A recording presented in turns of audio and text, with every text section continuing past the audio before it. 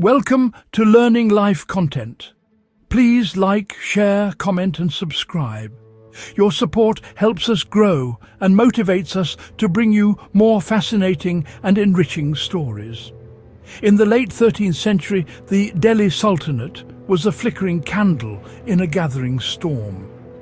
A fragile Islamic empire in the heart of Hindustan, it was beset by enemies from within and without.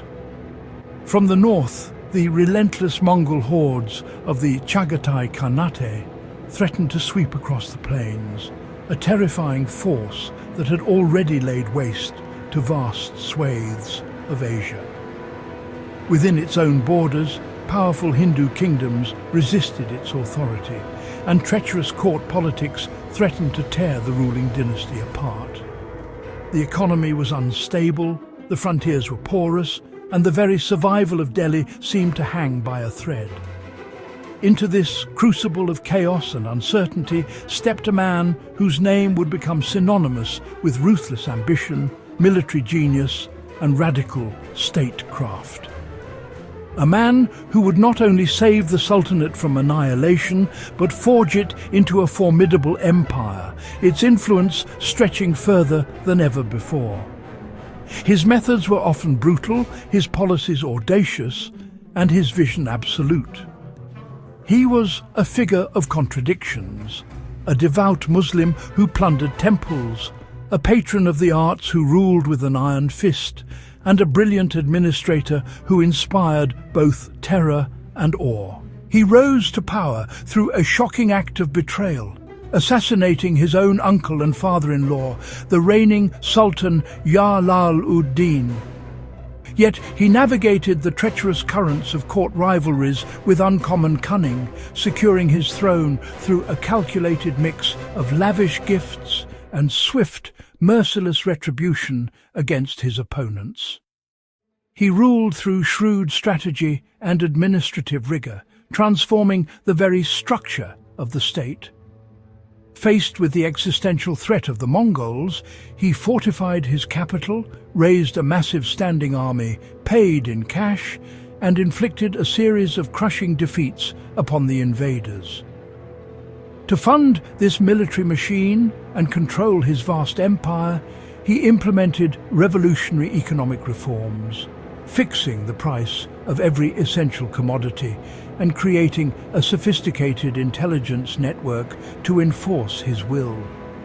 And he left a legacy that reshaped the Indian subcontinent. His southern campaigns, led by his brilliant general Malik Kafur, broke the power of the Deccan kingdoms and brought immense wealth into the imperial treasury. His policies on trade, taxation and land revenue laid the groundwork for future empires, influencing governance in India for centuries to come. This is the story of Alauddin Khilji, the formidable second ruler of the Khilji dynasty, who reigned from 1296 to 1316. A monarch who stabilized Delhi, decisively checked the Mongol invasions, and expanded imperial revenue through some of the most audacious and far-reaching reforms in Indian history.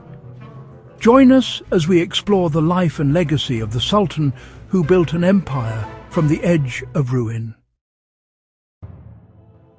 In 1296, Alauddin seized Delhi after engineering the assassination of his uncle, Jalaluddin, near Karamanikpur, an audacious coup that stunned the court.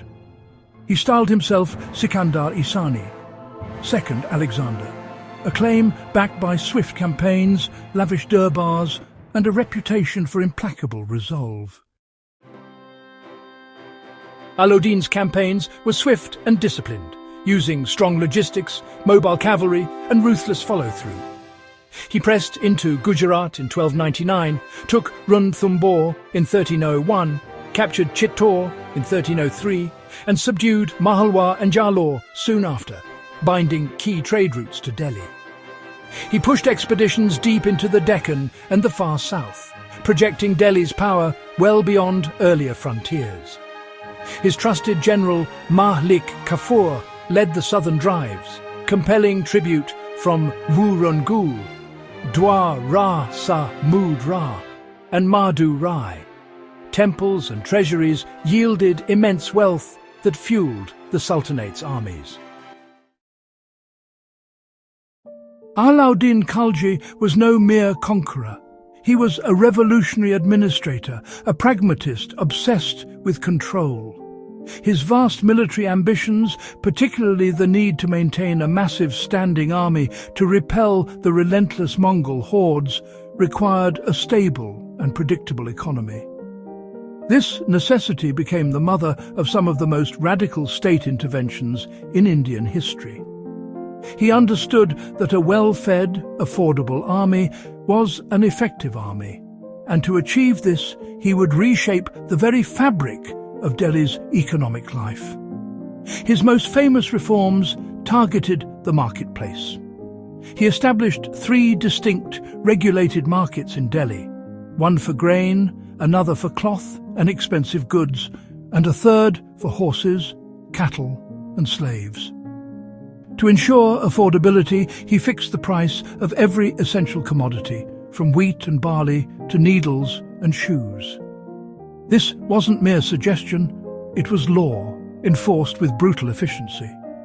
A high-ranking official, the Shahana-e-Mandi, oversaw the grain market, and a network of spies ensured compliance.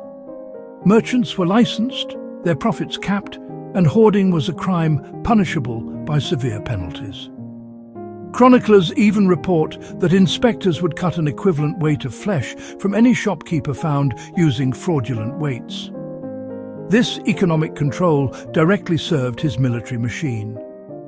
Alauddin was the first sultan to pay his soldiers entirely in cash, a move that centralized power and broke their dependence on provincial nobles.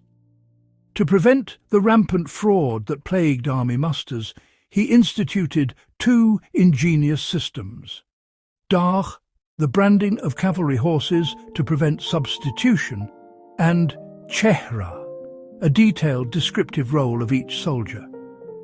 These innovations ensured that the state paid only for the men and horses it actually had, eliminating ghost soldiers and guaranteeing the quality of his forces. To enforce this new order and preempt rebellion, Alauddin built a formidable intelligence network.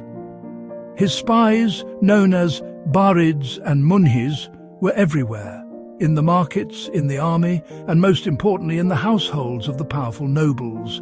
They reported on every significant event, every rumor, every private conversation. This pervasive surveillance created a climate of fear that stifled conspiracy at its root. He further curtailed the power of the nobility by banning private parties, restricting marriage alliances without his consent, and confiscating many of their land grants. Finally, he revolutionized land revenue. For the first time, the state undertook a systematic measurement of the land to assess tax, fixing its share at a hefty 50% of the produce.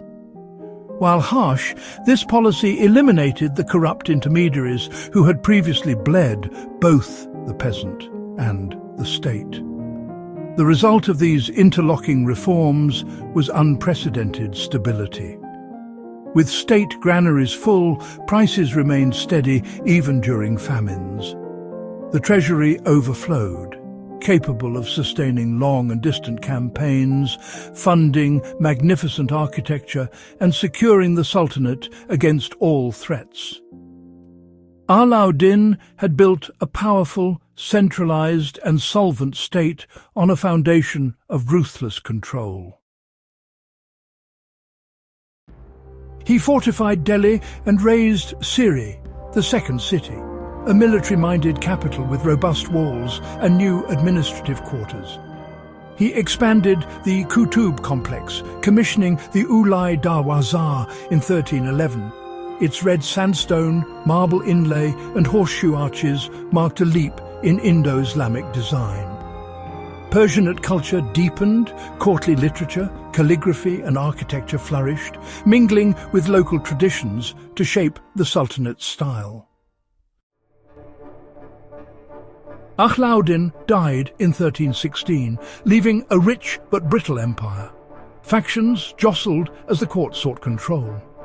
Regents and nobles vied. Malik Kafur briefly dominated. Then Qutbuddin Mubarak Shah rose. Palace intrigue eroded Khilji authority. His tomb near the Qutub complex stands quiet, an austere resting place for a ruler who once redirected the subcontinent's currents. How do we remember a ruler like Alauddin Khilji? His legacy is a complex tapestry of brutal autocracy and visionary statecraft. To his detractors, he was an unyielding tyrant. His reign was defined by crushing taxation, a pervasive network of spies that sowed fear, and rigid court discipline that tolerated no dissent. He centralized power with an iron fist, dismantling traditional authorities.